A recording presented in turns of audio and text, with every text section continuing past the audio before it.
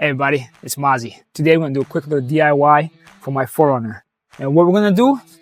Well, let me show you first.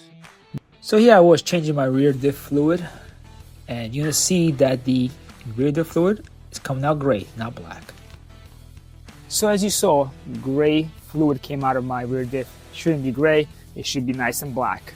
So that means water, moisture got into my diff fluid. I think this rear diff breather was stuck open, and this allowed moisture or whatever water to get through it.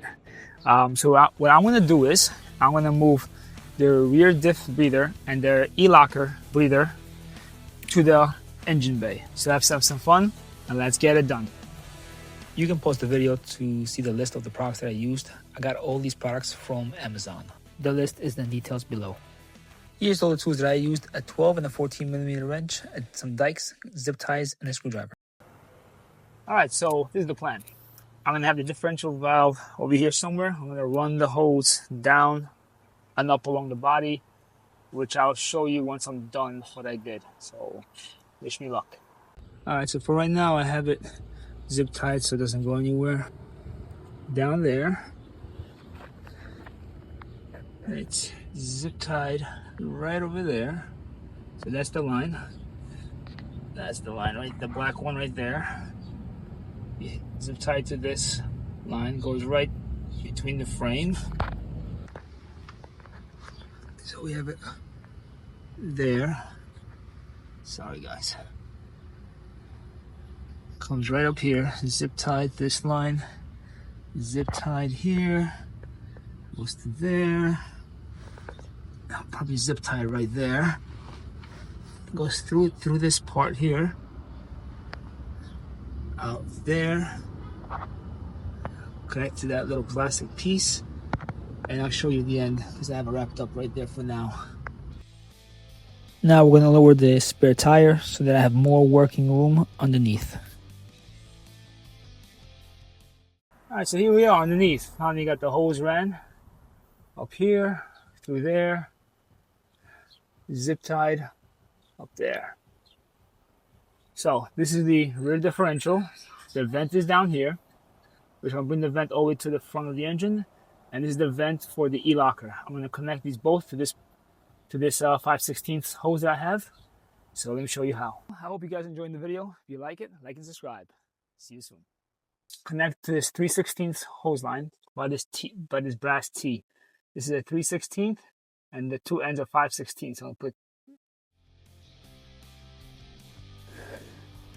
All right.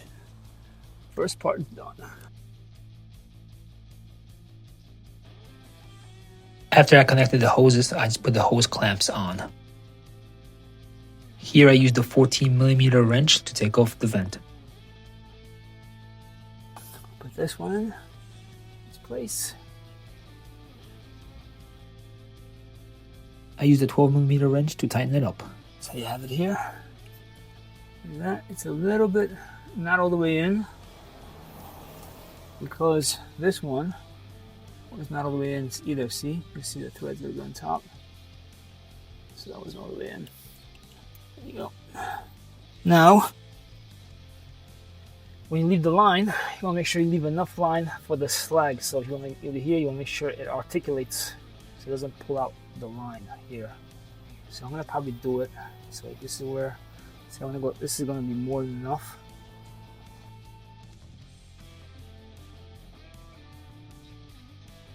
Alright, so this is it. It's wound up over there. I have enough for articulation. Comes back to a T. Zip tie there. Diff breather and my e-lock diff breather. I put it all to one here. Comes down here.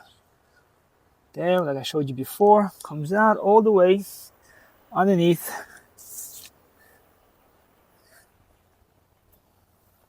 Pops out right there. So here comes the line from the front of the car, from the engine bay, from the diff breather. 5/16 connection, T connection to a 3/16 connection. I had to cut off this diff breather, doesn't come out, I had to cut it off. into a 5/16 hose connection, wrapped up all the way to the rear defeater. Everybody, thank you for watching. I hope you enjoyed it. I'll see you next time.